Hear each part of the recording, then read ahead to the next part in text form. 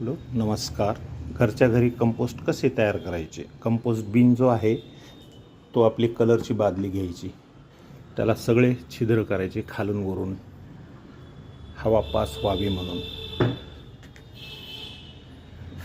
20 लिटरची करा, 10 लिटरची करा, किंवा मग आपल्याकडे माठ असेल तर त्याहून चांगलं. मी दाखवतो. हा माठ आहे. माठाला सुद्धा छिद्र पूर्ण पाडले. जुना माठ असला तरी चालतो.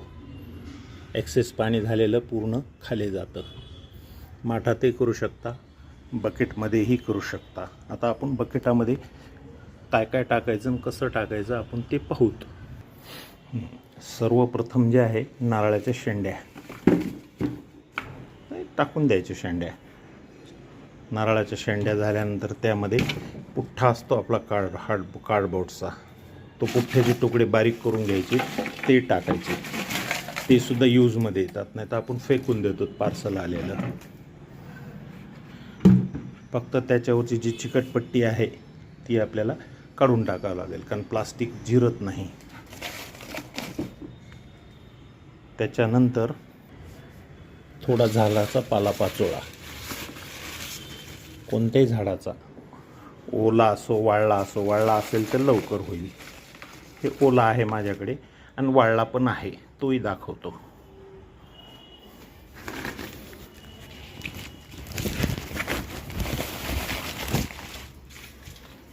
हा लिंबाचा पाला आहे, उन्हाळ्यात जपून ठेवलेला आहे. लिंबाचा पाला सगळ्यात बेस्ट.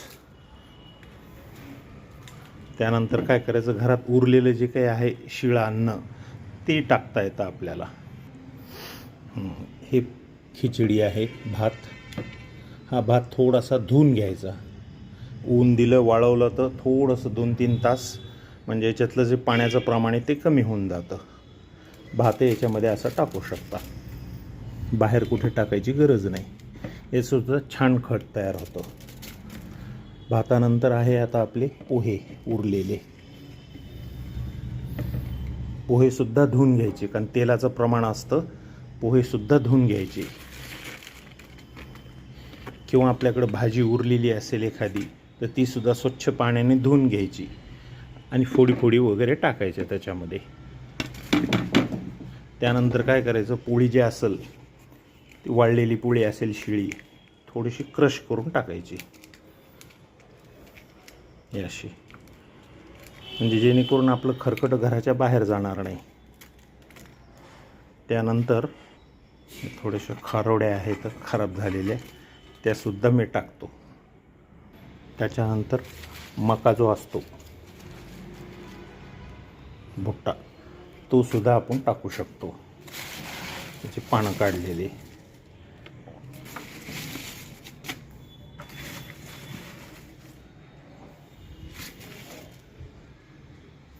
पूर्ण डस्टबिनला छिद्र हवे मात्र, खालून वरून सगळीकडून. त्यानंतर आता काय करायचं, जी आपल्या घरात चहापत्ती निघते रोजच्या रोज, ती पूर्ण स्वच्छ पाण्यानं धुवून घ्यायची. चहा पिल्यानंतर जी उरते ती धुवून घ्यायची. त्याच्यात साखरेचं प्रमाण असतं. तशीच जर टाकली तर मुंग्या होतील डस्टबिनला. त्याकरिता स्वच्छ धुवून घ्यायची. जमलं तर वाळवली थोडीशी तर खूपच छान, पण धुवून घेणं जरुरी आहे.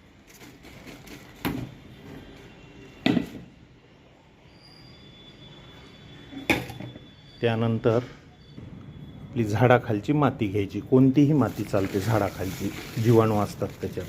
कारण कंपोस्ट कुजवण्याकरता मातीची फार आवश्यकता आहे.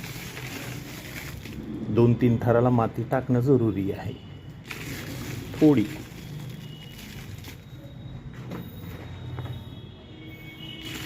आता हे जास्त पडल्यामुळे मी माती थोडी टाकतोय जास्त. त्याच्यानंतर दुधाचं आपण विरजण लावतो. काय टाकतो त्याच्यात, ताक टाकतो किंवा दही टाकतो. आंबट झालेलं ताक किंवा दही, किंवा मग गुळाचं पाणी, तेही चालतं. थोडंसं हे टाकून द्यायचं, जीवाणू असतात त्याच्यात सुद्धा.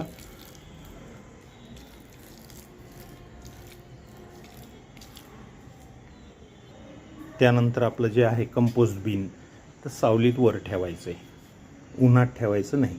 उन्हात ठेवलं तर लगेच ड्राय होतं.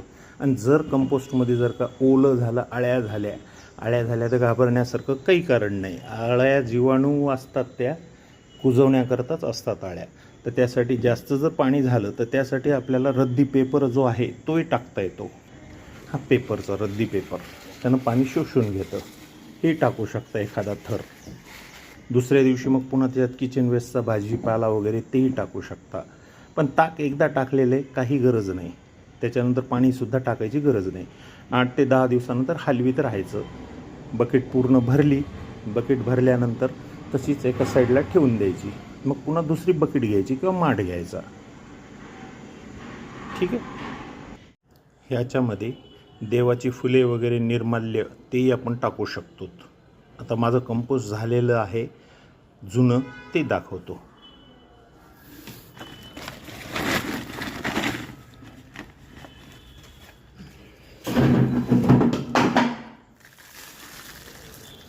हे कंपोस्ट आहे. यामध्ये मी जवळपास गच्चीवर बरेचसे फुलाचे फळाचे झाडं लावलेली आहेत. वास येत नाही, छान सुगंध वास येतो. छान कंपोस्ट आहे.